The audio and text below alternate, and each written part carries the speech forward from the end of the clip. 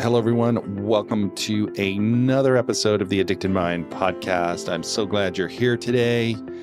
My name is Duane and I'm your host. And today we have an awesome guest, Dr. Evelyn Higgins. She is the Chief Executive Officer and inventor of the patent-pending panel utilized by Wired for Addiction.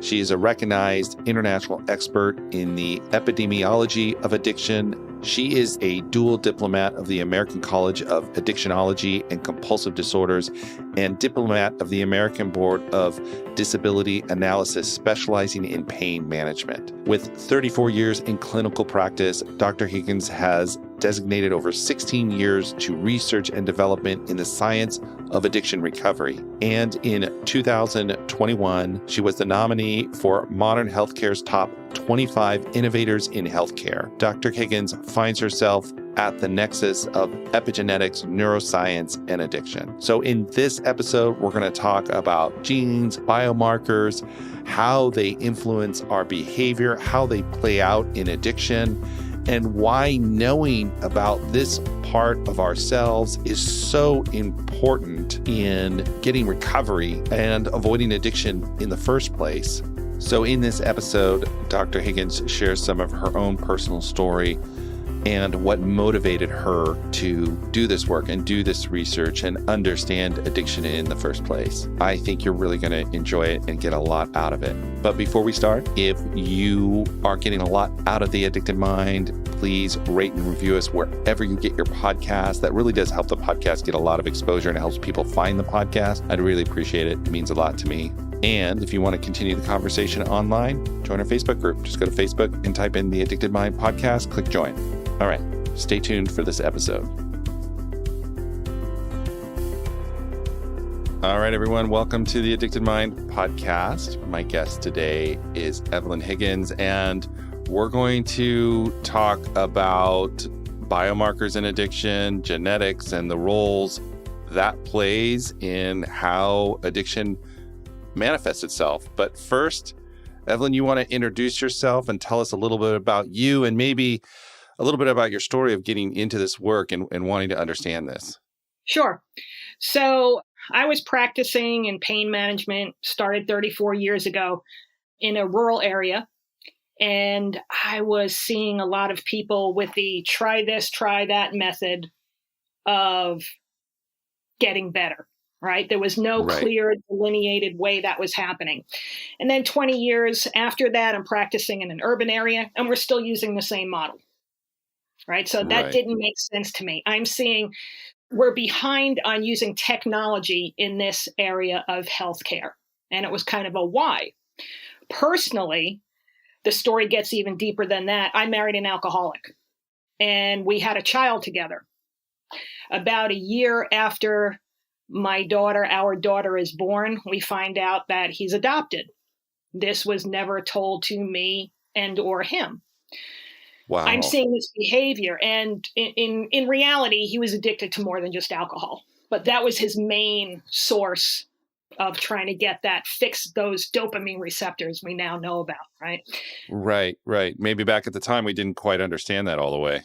Exactly. I needed answers to why this is happening. I'm walking on eggshells every day, not know who's showing up that minute, that hour. And I'm in the healthcare field, so it's even like, what are we doing here?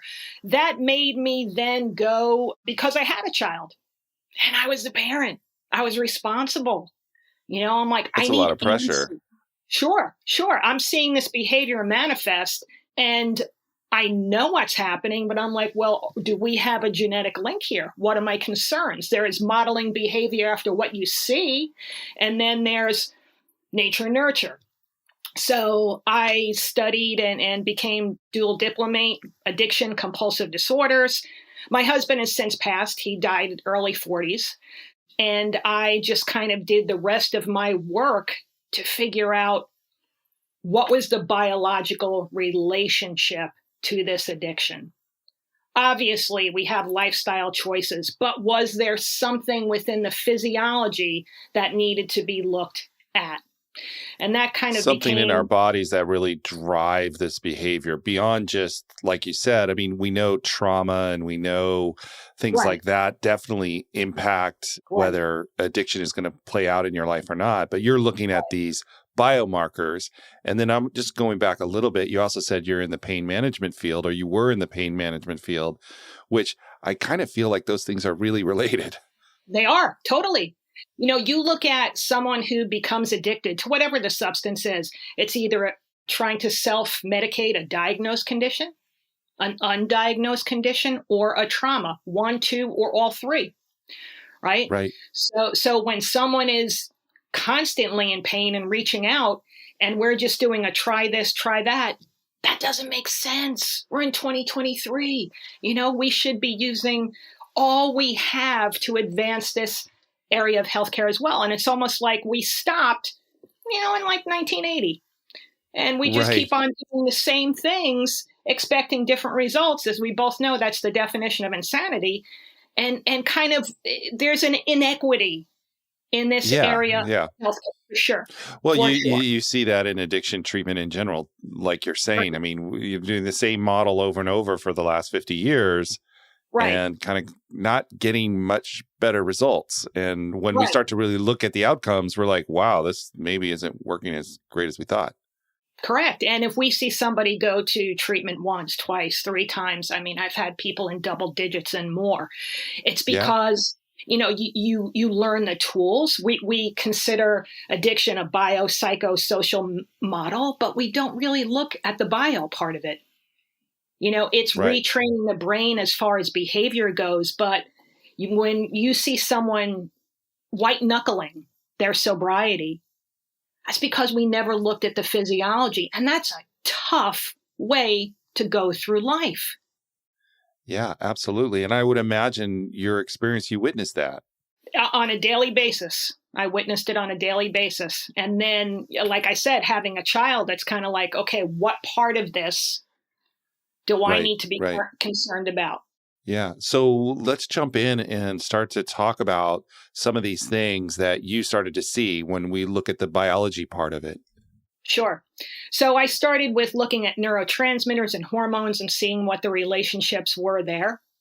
When we see somebody that's been on an SSRI drug for 10, 15, 20 plus years, first off, SSRI drugs were not meant to be long term. They were for an acute situation. We've now gotten to a lifestyle. And I am not anti-pharmaceutical whatsoever. There's a time when it should be used. It saves lives, but we tend to abuse them in this country. We really do. Right. So We people are on these SSRIs just for years. absolutely. And then I would do labs on these people and say, you've been on an SSRI drug for 15 years. Your serotonin is in the tank. Obviously, that wasn't the problem, but we were diagnosing someone based on vocabulary. Right. And what if Right. my vocabulary is not your vocabulary? Right. You don't have Where a do we clear end picture up? then. Exactly. Where do we end up with that? So we use objective biomarkers, and that was the first level. And then in end of 2014, beginning of 2015, the technology became available to look at what are called SNPs, or single nucleotide polymorphisms. Don't want to get too sciencey here because people will stop listening. What that basically means is an error in genetic coding. So we can now look at those things. That's Right. So we recent can start to history. see these things in the code itself. Exactly. That's 2015. That's recent history for a multitude of reasons. One, to have the science get disseminated to clinicians takes time. Right. And then Right. for people to learn to think a new way, as we both know, takes time. Right. And then we were Absolutely. Yeah. involved with COVID. So that became everything that we talked about. And this kind of was on the back burner. So in the patent pending panel that we created, we included the SNPs in there. Because if there's an error in genetic coding, we have to say, okay, what are we going to do with this? Probably the most exciting part of science today, epigenetics, right? So So we let's now talk about know. what that is, what that means for Sure. people out there who don't know. So with epigenetics, we now know that here's your DNA. You're born with it. Boom. That's your cards. Play them out. But when we have stressors from the environment within our life, they can turn on or turn off those particular SNPs, right? Those Right. genes. Those pieces of genes that we So, have. So, right, exactly. So, what does that do? That creates what we call aberrant behavior. What's aberrant behavior? Things like impulse control, risk taking, addiction, anxiety, depression. That's the model of an addict, right. right? Yeah, absolutely. So, what I hear you saying is that we may have these things in our genetic code, these snippets that may Yep. not be functioning or in a way that's optimal. Right. And maybe our lifestyle, our environment can turn on or turn off these snippets of code, then that impacts our behavior. That impacts Bingo. how we show up in the world, whether, Yep. all of a sudden this thing gets turned on and maybe we're producing a different hormone that promotes more anxiety. Tell me if I'm wrong. I'm just trying to No, make no, sure you're I spot understand. on. No, you're spot And on, and Duane. then now we have anxiety. Now we got to do something about the anxiety, but it's turned on from this gene, or that's a piece of it, Correct. and now that's influencing our behavior and Correct. maybe influencing our addictive behavior. Correct. And people would even say, I've never seen my friend, loved one, family member act this way. How come for 30 years they never acted this way and all of a sudden they did? Well, let's look at what's happened in that history prior to where the addiction started. There were stressors from the outside that changed those SNPs. That Right. turned them on, turned them off, to where we then saw that behavior. Right. So having this piece of information is a big chunk of the puzzle. And I hear what you're saying is that if we're only just treating it from this behavioral perspective and we're not taking into this biological component, we're kind of fighting against our own biology. Exactly. White knuckling it through life, right? We've all seen people who are sober, yet they are angry as can be every single day of their life because their physiology still hasn't been optimized. And that's a hard Right. way to go through life. Right. So you started to find all these markers. Let's talk about a few of them, that might be common for individuals out there who are struggling. Like, what are some of the things that you see? Sure. So we look at some of the neuropsych genes. We look at some of the detoxification or something called autophagy. Autophagy was only discovered in 2017. A Japanese physician won the Nobel Prize for discovering this particular gene. We look at that too. That's kind of the garbage man of your cells. But if you have these neuropsych genes and you've got positive findings within those, and we've got all these other issues creating havoc within your body, you bring in the stressors from the outside, we're going to turn those genes on and we're going to see aberrant behavior. Example, one of the genes, COMT gene, catecholamine methyltransferase. That's somebody that sees the world as the glass is half empty, right? Right. From a gene. That's pretty From a amazing. gene. From a gene.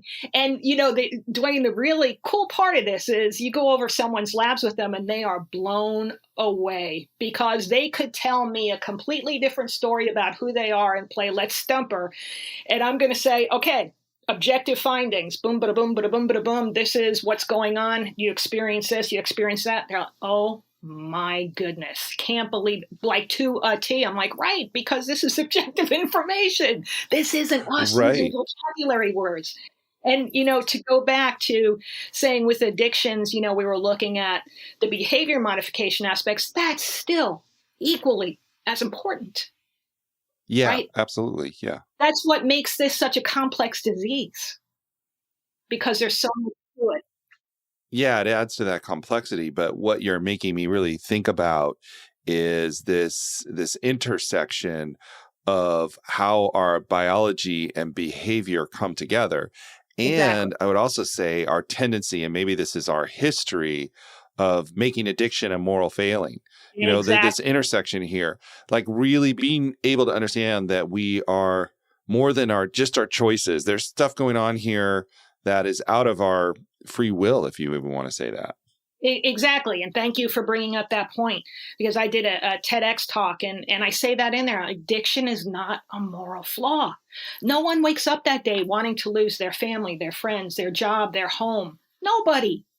Right. Yet Right. that's where you Yeah. find yourself. It has nothing to do with morality at all. It's a disease. Yeah. And, working in this field and seeing that piece of it, I can believe that so deeply because no one chooses this openly. I mean, why? You wouldn't want to. Right. It's so painful and there's so much hurt and suffering that comes from it that's so clear to me. Right. But, a lot of people that aren't doing this work or don't understand addiction or don't see it from this perspective, it's easy to jump to, well, they're just making bad choices. Right. You can throw stones easily. You could say, well, somebody has diabetes. We don't say to them, why are you so weak? But if someone struggles with addiction, we're like, why can't you just get over it? Why are you so weak? Why do you make those decisions? That's where Right. all this comes from. Decision making comes from this. Right. And that's kind of a paradigm shift in thinking Right. about how we operate in the world and how we exist in the world. And in some Right. ways, I think that can be really uncomfortable too, to think in that way, because it says there are some things I don't necessarily have total control over. Right. And that can be disconcerting. Absolutely. It's even how we see the world, how we perceive the world. If you see everybody as a bad guy, Right.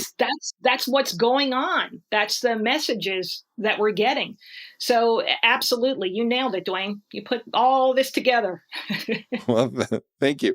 Well, I want to jump into another part because so we get this information, we see Right. it, we start to go, oh, wow, oh my gosh, yeah, this makes sense to me. What do I do with it? Do I have any power to make any change here? Sure. So the first step is just getting the objective information. Where do we have the problems? What's working less than optimally within you? Because 7.5 billion people on Earth, 7.5 billion different sets of DNA. Yet we treat everybody as if they're all the same. I could go on about that forever too.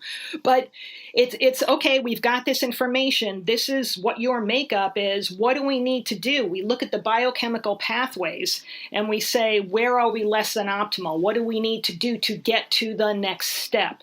Example, serotonin. The last step of the serotonin pathway is melatonin. Someone's not sleeping at night. They're also a depressed person, right? It's Right. because Yeah. we don't have any of those steps going along the way. So that's what we do. We get the biomarkers. We say, okay, let's look at these pathways. Here's where we're less than optimal. Here's what we have to support. We use a combination of nutraceuticals, pharmaceuticals, whatever we need for that individual because everybody is different. We look at those SNPs, those polymorphisms, and say, how do we have to support those? That's your DNA. That's going to remain the same. However, we can support them so we don't have the aberrant behavior as a result of it. And is this where epigenetics comes in, where you can Yes, influence the gene expression correct. by changing some of the things in your environment or what you consume or what you Yep, do, like exercise or meditation or eating something different even? absolutely. Yep, that's all part of it. All part of it. What you put into your body and your mind, whether it be thoughts, emotions, or actual food, exercise, it's all what we're bringing in to us, what we're allowing to come into us. And that's really, I think, going back to like giving some hope here is that we have the power to change that. We have the Right. power to change how we respond to this new knowledge that we can get. Absolutely. I can't tell you the amount of people that when I go over lab results actually cry and say, I'm not crazy, and use that word. Like, you're Yeah. not. We just have to, there's some things that we have to tweak. And that, talk about being a game changer of someone's life. That's going to make everything better because as you use the word hope, for the first time, you have hope that this can actually end differently. That's a Yeah. beautiful thing. Yeah, that you have some power here. So what are some of the common genetic markers that you see with addiction? And then what I also want to talk about too, and I think you had mentioned this in your TED Talk, is younger people getting this information Right. before the expression happens. So I want to That's talk about two of those things as well. okay. That's the sweet spot. I'll go to the first part first. So, looking at specific biomarkers, like I said, the COMT gene, like dopamine, like serotonin, like epinephrine, like norepinephrine. With depression, it's not just serotonin, it's dopamine, it's epinephrine, it's norepinephrine. It could be one of those, two of those, three of those, four of those. Unless we measure, we don't know. We're throwing a dart and hoping it ends somewhere close Right. nearby, right? So that's the first part of it. We look at 85 biomarkers. Wow. So it's a complete panel of everything that's creating this, even down to inflammation markers, IL-5, IL-6, because what's going to happen if we have an inflammatory condition on something that's already withstanding and turned on, it's going to exacerbate that condition. So it's all of it. 85 biomarkers is what we looked at. The second part to your question, the sweet spot, the perfect world for me would be having a young person who we have say they already know a family history or they don't. We used to have conversations in the past like, well, grandpa at the holidays, this is going to happen. Right. That was the extent of the conversation. Now we know that there's science behind that. So we have these open conversations with people. First, we remove the stigma by doing that and Yeah, saying, absolutely. we all have genes. Let's take a look at them. Yours might be cardiac. Yours might be cancer. Yours happen to be this. So we do a panel on a young person. We get those findings. And now you have an opportunity to say, how do I want to play out my life? I'm telling you, you don't have wiggle room here, right? So Right. find something else we call fun, because you're at Yeah, an age. don't do this. Exactly. You're at an age where your buddies are going to say, hey, after school, let's go do this, and you're, of the four of you, three of your buddies the next day say, man, that's a one and done. I don't want to do that again. And you're like, no, I think it'd be fun to do it again today. Right. Right. Like That's how this they're works. in your code Yep. is, and so many people that I've worked with through the history of working with addiction, Sure. they go, oh, when I had that first drink, something shifted in me. It was just right. It Right. was just Right. right. That's, they say it was just what I needed. And Right. it's, and then the other person over there, like you said, goes, whatever. I'm not going back to that. Yeah. But Yeah. their brains are different. Correct. Yeah, and you said it perfectly. People describe it as it was the first time I experienced peace, after Yeah. that drink, or I felt like everything was white and I was floating on a cloud, or it was the first time I didn't worry about anything. That doesn't happen for everybody. But Right. you Right. probably think it does because that's all you know within your body.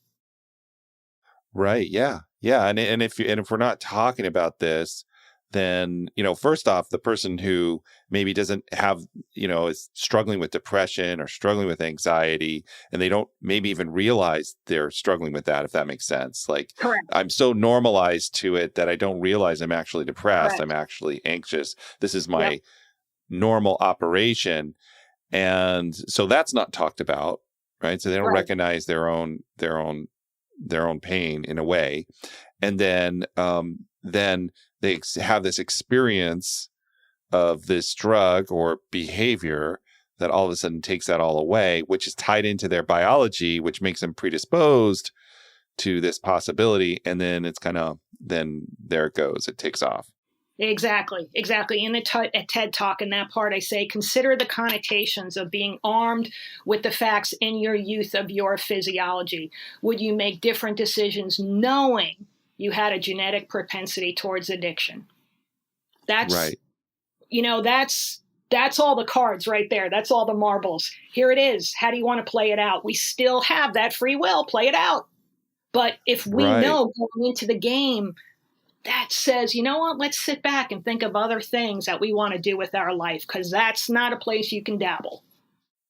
Yeah. And if you're having discomfort in your life, getting help for that discomfort in a way that's going to uplift your life and create meaning and help you through that without going to this other direction. Because if you go this direction, it's going to be maybe too good, if that makes sense. Yeah, It's going to be yeah, too yeah. easy. And it works until it doesn't work, right? Right. Like, Yeah, just using that absolutely. example of the first time, it's like, wow, this is great. This works. I found you couldn't even define anxiety, and all of a sudden you were not anxious, and you said, this is the best thing there is. I figured it out. Right. And it Right. works until it doesn't work. Right. So then I'm really thinking about how this is personalized medicine. I mean, this is Sure. really Yep. down to the individual and realizing how unique we all are. Right. And that in a way, if we really want to work on this and really treat this, we have to personalize it. We have Exactly. to get down to who we are and work on it on that individual basis. Right. It's genetic guided precision. Yeah. We're using these things in so many other areas of health, but we're not using it here because we're still stigmatizing, and we're still putting people in timeout, and we're still saying it's your fault.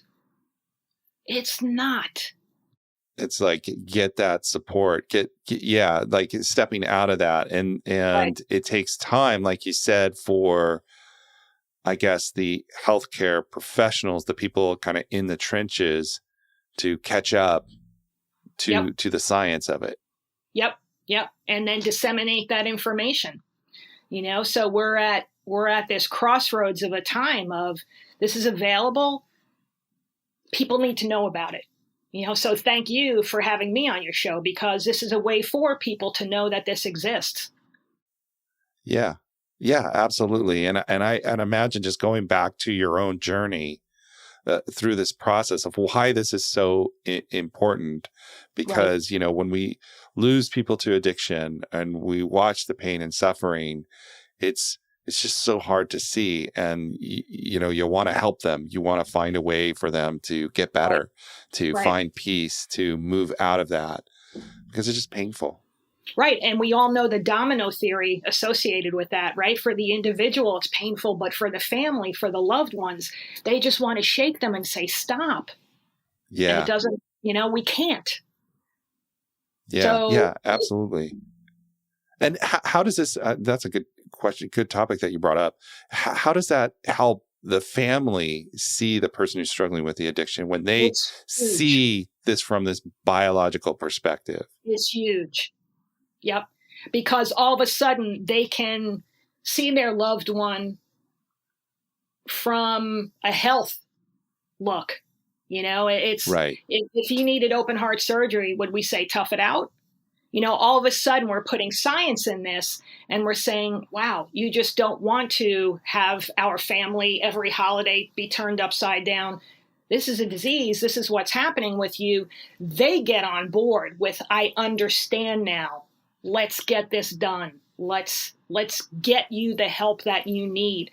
And it's a sigh of relief in a lot of ways. Also, it makes everyone else in the family say, what's my behavior? And was it just not quite as bad to put me over the edge? But I live that life too.